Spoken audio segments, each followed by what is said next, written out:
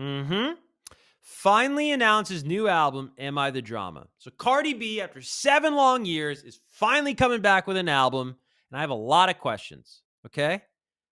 Somebody joked, they texted me and they sent this to me and they said, does anybody want this? Which is a very snarky, common phrase in the music industry. Who asked for this?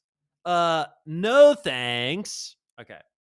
A more interesting conversation around the new Cardi B album is, why do we need albums at all? Do I think anybody's waiting on a new Cardi B album? No, I don't. I really don't. I don't think that's commentary, though, on Cardi B. I don't think that says anything about Cardi B and her popularity as an artist, that nobody is waiting on a Cardi B album. I think it actually speaks to Cardi B that she hasn't had to release an album in 7 years, and no one noticed. No one noticed. WAP wasn't on an album. Well, until now. We'll get to that. That's an interesting part of this story. Up wasn't on an album. That awesome, what is it, Tomorrow 2, the remix? Is that what it's called? With Glorilla? That wasn't on a Cardi B album. She had bongos, which was, that did its thing for a little minute there with Meg a couple of years ago, like 3 years ago. God, that's 3 years ago now. That's crazy. Not on an album. Why do we need albums? Now, I know people that I really respect, like Jack Antonoff is a guy who's like, album is king. You can't be a great artist without a great album. Now, I don't know the full quote there from Jack, so maybe it's just like one great album. Because Invasion of Privacy, Cardi B's debut album, that's a great album. That's a great hip-hop album from 2018, which is crazy that 2018 was 7 years ago. That's insane. Anyways, her sophomore effort is set to arrive more than 7 years after her acclaimed debut. It's been more than 7 years since Cardi B dropped her wildly popular debut album, Invasion of Privacy, and now the rapper has finally announced her full-length project that is up next. The new album is called Am I the Drama? And is set to arrive on September 19th via Atlantic. How do we feel about that name, Am I the Drama? Invasion of Privacy, I loved that at the time because it represented the change and the shift in Cardi's lifestyle, going from not a relative unknown. She was doing her thing as a reality star. Before that, she was going viral on Instagram as a dancer here in New York. But there was a new level of celebrity. I mean, she was on a Maroon 5 song in 2018, dude. A #1 hit with Maroon 5. I don't know if you were paying attention or you were around in 2018, but that is like nuclear. Maroon 5, we'll talk about them later in the show. Maroon 5 in 2018 were like powerful. They had this run there where every single time they came out with a song, whoever was like the new hot act, that was the feature on it. They did a song with SZA, they did a song with Meg Thee Stallion, and then Cardi B's was Girls Like You. And that was a mega smash hit. So anyways, you imagine how famous Cardi is. She's dating Offset, who Migos just released Culture 2, top of 2018. Huge band. They got Walking Like I Talk It with Drake. They got Stir Fry. Crazy time to be Cardi B. So I loved Invasion of Privacy.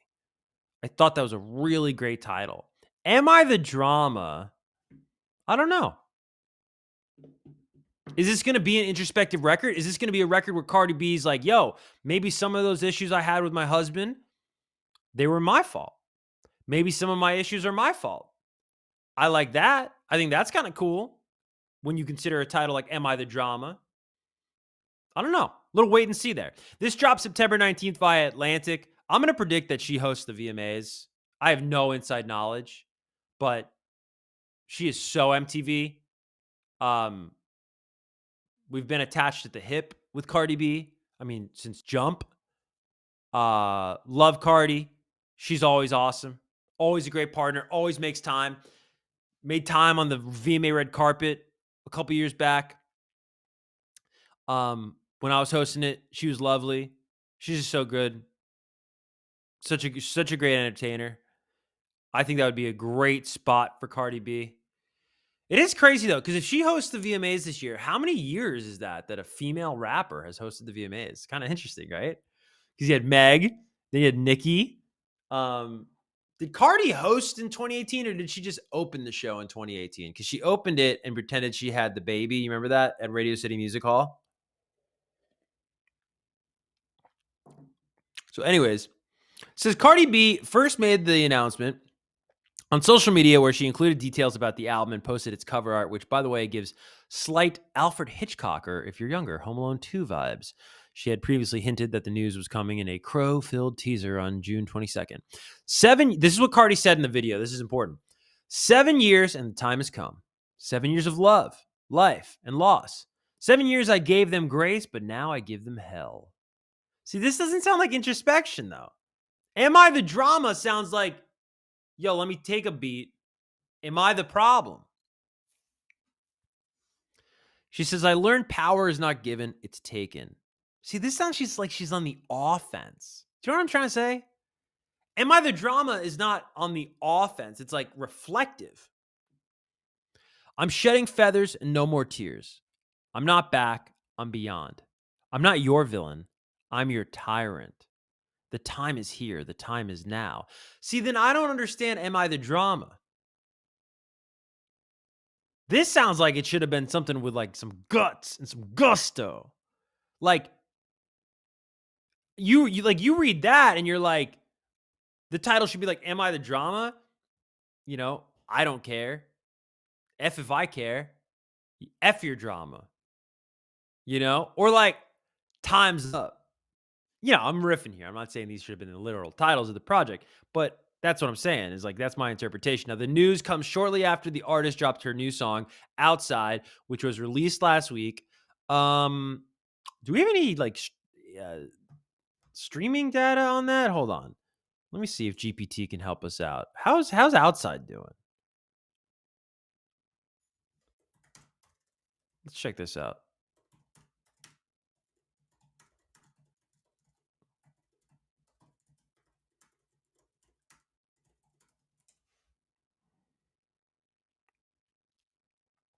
It'll be cool if GPT can do this. I don't know if it can do this or not. Okay, so it says here, Cardi B single Outside, released on June 20th, 2025, has had a strong debut week on Spotify. On its opening day, it saw about 1.33 million global streams, making it the top new rap debut over the first weekend. In the US alone, it opened with 759,000 daily streams, launching at number 20 on the US Spotify chart. That doesn't sound like great to me, but I don't know. Hold on. By June 20th, global daily streams reached approximately 3.69 million. Okay, well, this is wrong because you're quoting two different numbers.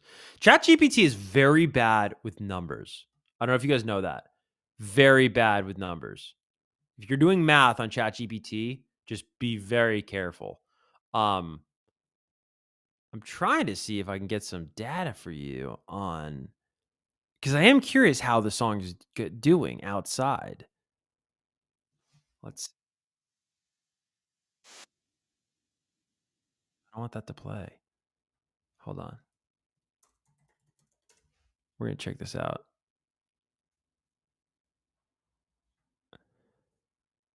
Okay, so this is, hold on, let's see. No, that's not, this is annoying, guys. Hold on.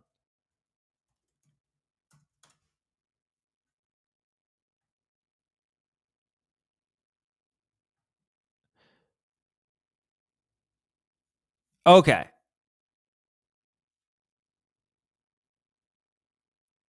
What chart is this? This is a stupid article. Anyways, on some chart, I think it's like it looks like whether it's hip hop or, I guess on the hip hop radio chart, Cardi B is going to debut inside the top 30, which is pretty good for a debut. It's pretty good. So I guess it's well received. I guess it's so. Anyways, in the 7 years between the release of her two albums, Cardi B has kept busy with high-profile relationships, multiple really high-profile relationships. She's been married, hasn't she? Why? That makes it sound like she's like dating around. She's got a new boyfriend now, but like, I don't know. I don't know if I like that wording. Multiple chart-topping and raunchy singles and various tours. So here is the artwork. It's a bunch of crows. Yeah, I don't know. But a lot of people are making a big to do about something else on this record I wanted to tell you guys about. So the album also features WAP and Up. Now, I wonder, is that a record for the most time between a song coming out and it appearing on a body of work. And I would ask ChatGPT, but ChatGPT is very bad at things like this. I did a Taylor Swift video a couple weeks back, and they told me only 11 albums had spent a decade on the Billboard 200. It's not true at all. Way more have. And all these people were correcting me, and I was like, yeah, you're probably right. So WAP is 2020 and is up 2021. Yeah. So Up comes out February 5th, 2021. And then WAP comes out in 2020. So that's 4 and 5 years ago. And now it's going to be on an album in 2025. So people didn't like this, and people were just talking all this crap basically about it. So yeah, 23 tracks are going to be on the album, and WAP and Up are on the album. And then I guess I hate the word backlash; it gets used way too much. But so then Cardi B came out and she said this. She goes, "WAP and Up are two of my biggest songs. My fans have been asking me to put them on an album." I don't know. Have people been doing that? Have people been asking Cardi to put that on an album? If we look that up right now, if I went on X, I love when people say my fans have been asking me, and it's like, okay, so it looked like Cardi B WAP Up album. Okay. And now let's look and see if we can find like anything from like even a month ago. Oh God, wow, they tweet about her a lot, bro. Oh, you can search, right? Hold on. We're gonna do an advanced search here, guys. Cardi B WAP album, and then let's look at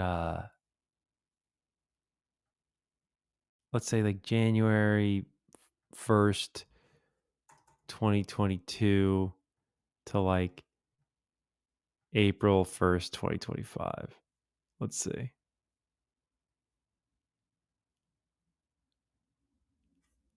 Oh wow, people are like really nasty.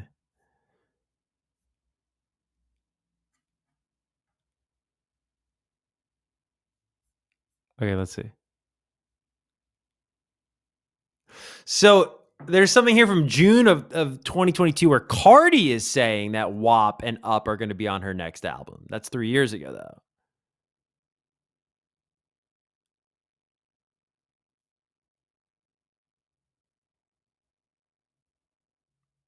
It's so interesting. But there's no fans asking for it. Now, here's what I want to know. Why do they do that? Let me ask. Why do artists put old hit songs on new albums? Does it boost sales? Let me see. Okay, so it says, yes, artists often include old hit songs on new albums for strategic reasons. And yes, it can definitely boost sales and streaming numbers. Here's why they do it. Number one, streaming boost chart padding. Old hits still rack up plays. By including them on a new album, all streams count towards the new album's total. So this can inflate first week streaming numbers, making the album debut higher on the charts. For the Billboard 200, 1,250 premium streams is one album sale. So a song already getting millions of plays helps drive up album equivalent units. So an example is like if a song already gets 1 million streams a week and it's added to a new album, the new album, that's a great example. So like if WAP is doing like 5 million streams a week, those 5 million streams the week this album comes out are going to go towards the album because that's a track on the album. It's really interesting. And then the second thing they say is the Recording Industry Association of America includes all certified tracks towards album certification. Adding an older platinum single helps push the album towards gold or platinum faster. A new album with 10 songs plus a past 3x platinum single is already 30% of the way to platinum status. Wow.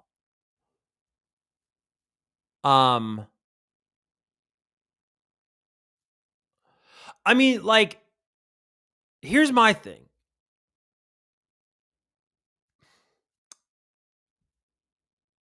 Those songs aren't on an album.